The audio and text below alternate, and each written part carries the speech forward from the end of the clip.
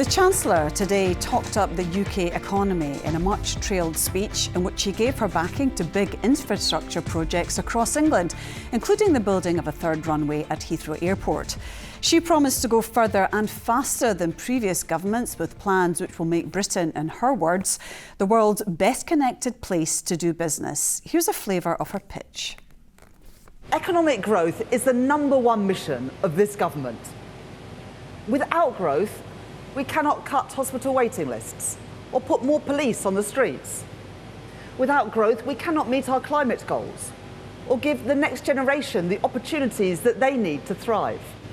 The National Wealth Fund is establishing strategic partnerships to provide deeper, more focused support for city regions, starting in Glasgow, West Yorkshire, the West Midlands and Greater Manchester. Oxford and Cambridge offer huge potential for our nation's growth prospects. This area has the potential to be Europe's Silicon Valley. I have always been clear that a third runway at Heathrow would unlock further growth, boost investment, increase exports, and make the UK more open and more connected. A third runway could increase potential GDP by 0.43% by 2050.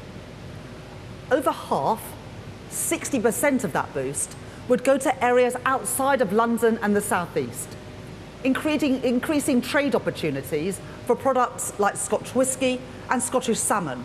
This is a government on the side of working people, taking the right decisions to secure their future, to secure our future. Well, we reflected on the speech with STV's Westminster correspondent, Paris Gortsianis. How big a political moment was today's speech?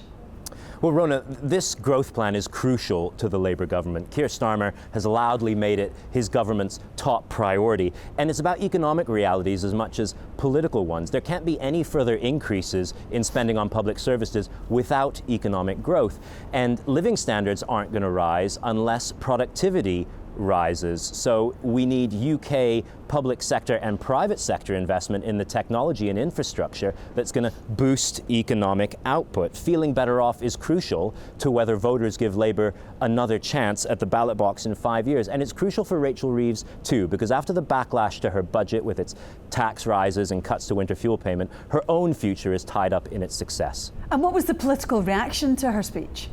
Well, you know, it's clear that increasing flights was never going to please environmentalists and people concerned with the climate, whether they're in the Green Party or the Labour Party. There were a lot of ministers in the front row for Rachel Reeves' speech, but Ed Miliband wasn't one of them because he's so opposed to Heathrow expansion. The Conservatives say the good ideas on growth were stolen from them. Of course, they would say that. They also say that the biggest barrier to growth are those additional costs on business from increased taxes and regulation in the budget. And they have a point there because businesses say that national insurance rise is what's hitting their investment and hiring plans.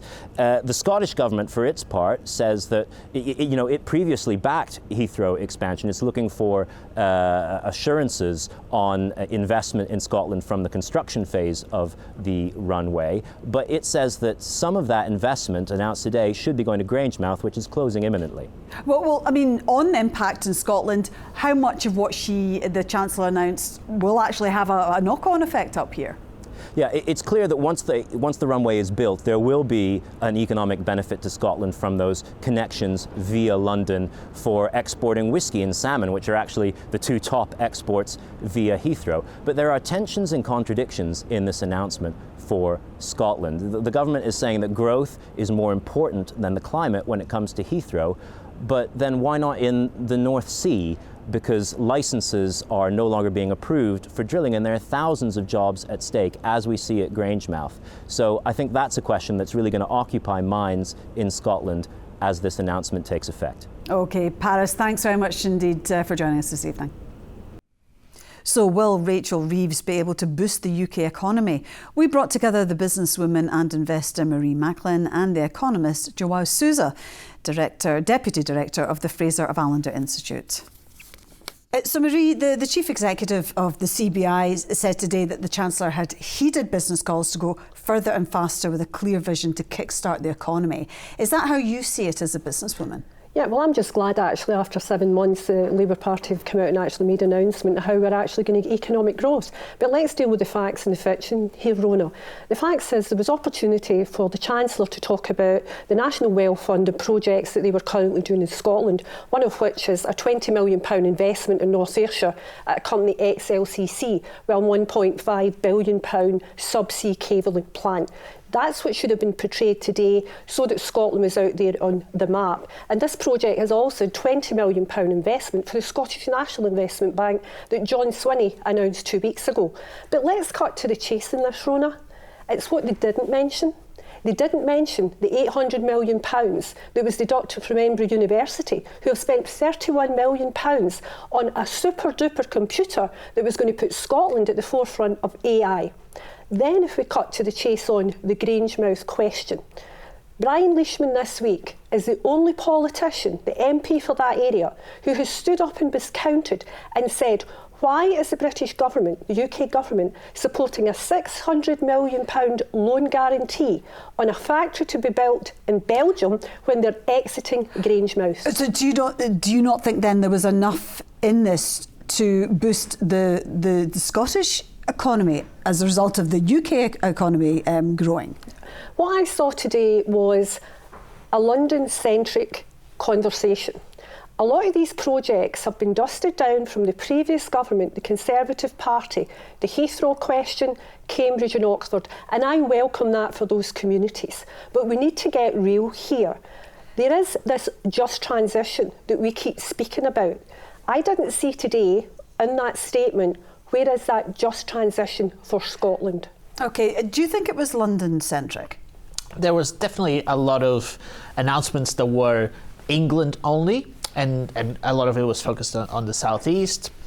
A lot of it was Cambridge, Oxford, Arc, but there was also some announcements kind of towards kind of Yorkshire and as well. But you know, it's a lot of the things that the UK government, the Chancellor was talking about, are devolved in Scotland, for example, planning. Most of it is devolved. So some of the announcements, skills as well, they're announcements that apply to England. There might be some consequences from that, but ultimately they're England only. But will the projects that were mentioned, will it boost productivity? You know, are we on the right track now to boost the economy? So I think there was a lot of trying to talk things up a bit more than has been the case in the first few months of the new administration. The speech in the Rose Garden a few months ago was quite depressing, and so there was an attempt to try and boost the mood. Mm-hmm. Also after the increases in national insurance contributions that are coming in, and it is very possible that there might be some bad news in the spring statement that will accompany the OBR's forecast in a couple of months' time, and this is the opportunity for the Chancellor to kind of shift the mood music a bit. Yeah, what did you think about? I mean, she was selling a very much more positive message, and she has been, you know, giving out warm words about Donald Trump and his boosterism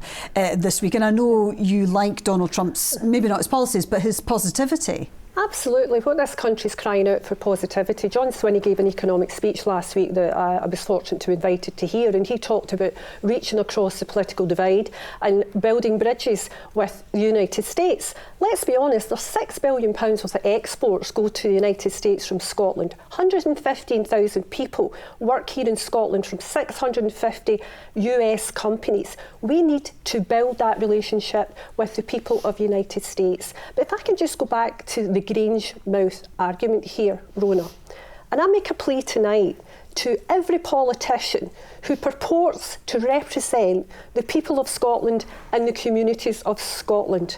They purport it's about regeneration and it's about giving people opportunity. Rachel Reeves spoke about this is about going for growth.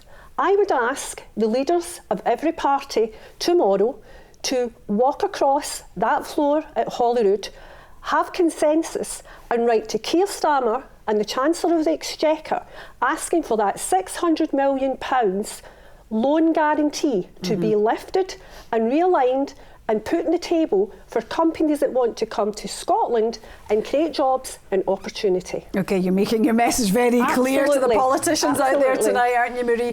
Is this going to make people feel better off? I mean, a lot of these projects are they're down south, but they're also very long term.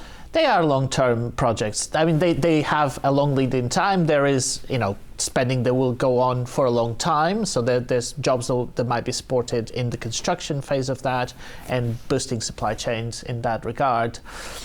It takes a long time for these things to improve.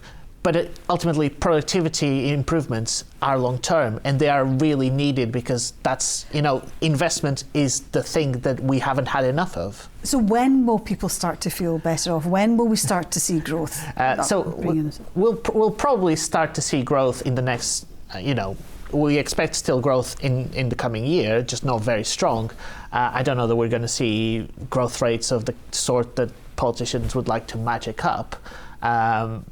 But that's just because these things take time, and we're not in great shape at the moment. Yeah. So it takes time for us to recover. And when do you think we'll see growth? Before the election, Keir Starmer targeted a growth rate of 2.5%. I mean, we're a long way from that.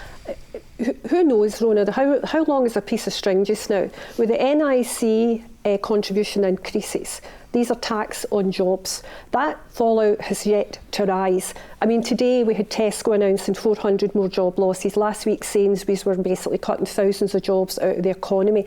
This is them being proactive because they know what's in front of them with this NIC contribution increase.